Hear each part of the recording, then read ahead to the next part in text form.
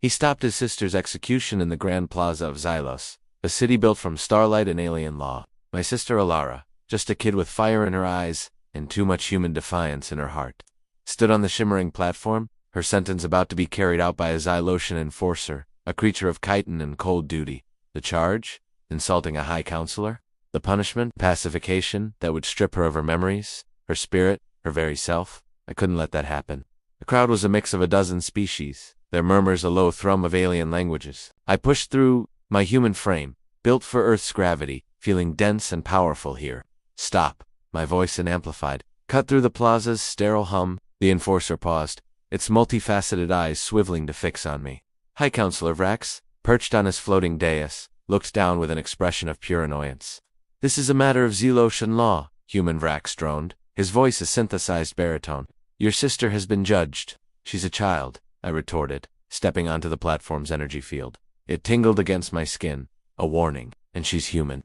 Vrax let out a sound that was the Xylosian equivalent of a sneer. Your ways are chaotic and barbaric. She will be an example. Tears streamed down her face, but she held her chin high. That's my sister. I'll fight.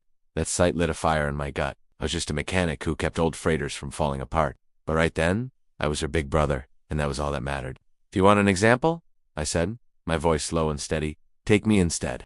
The plaza went silent. Vrax's four upper limbs stilled. An interesting proposition, Vrax mused.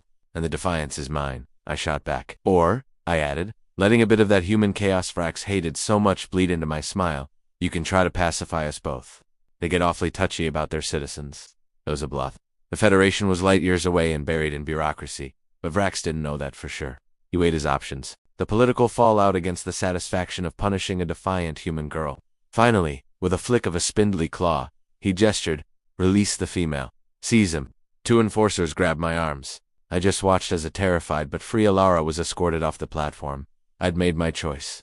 That night, my cell wasn't a dungeon, but a sterile white room with a nutrient paste dispenser and a cot that was too short, waiting for them to scoop my brain out and replace it with docile obedience.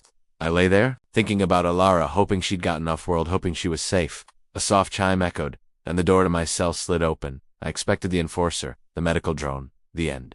I did not expect her. A form-fitting suit of matte black material that seemed to drink the light.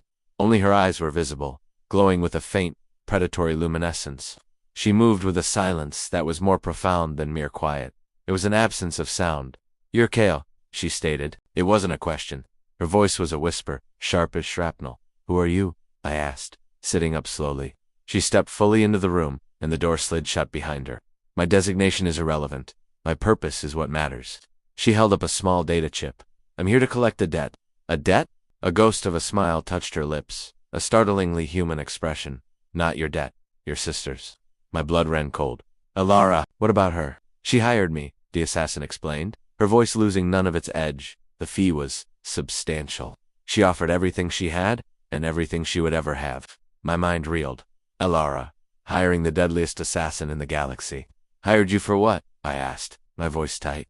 To ensure her brother's safety, she said simply. My contract stipulates that I am to extract you from this facility and deliver you to a neutral port. Counselor Vrax is a secondary objective, to be neutralized to prevent future entanglements. I stared at her, speechless. My little sister, in her moment of terror, had reached out and hired a living weapon to save me. That was so, Alara, so ridiculously, recklessly, wonderfully human. So you're breaking me out, I finally managed. Correct, she replied, her gaze sweeping the room, analyzing, calculating.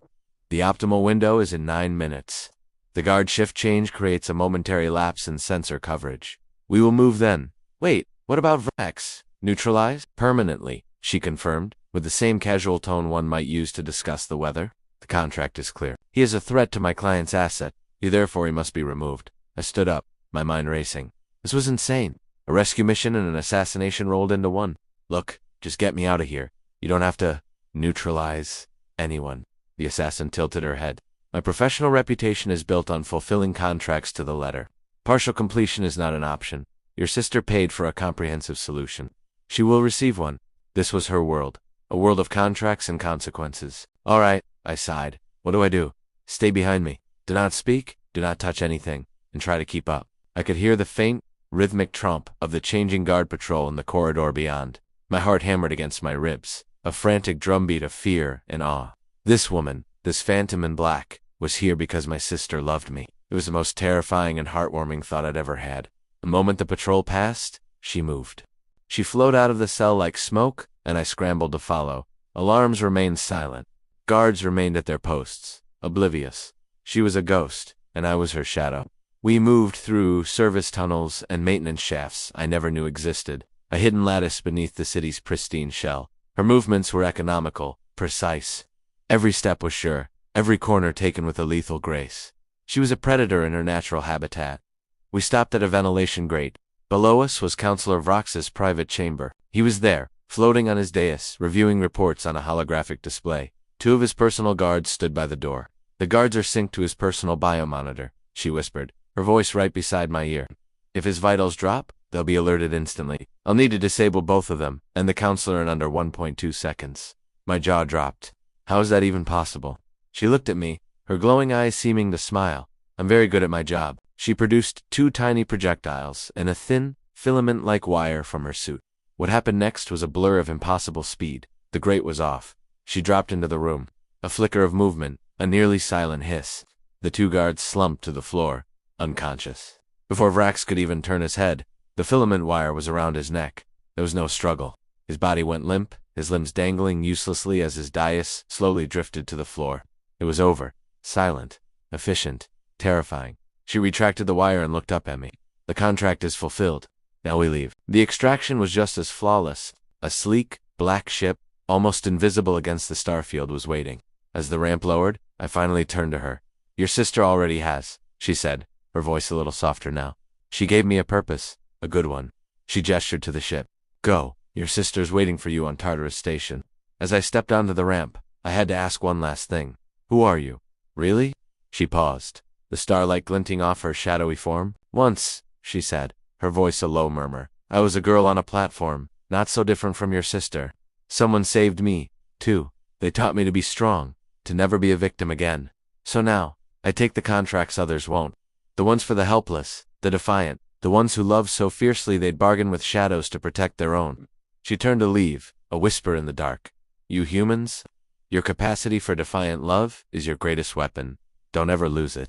The ship's ramp closed, and it silently lifted off, vanishing into the cosmos. I was left standing there, thinking about my stubborn, fiery little sister, and the deadly assassin she'd sent to save me. Humanity, I thought with a weary smile. We're one hell of a species. Now I just had to get to Arora Station and give my sister the biggest hug, and probably the biggest lecture of her life.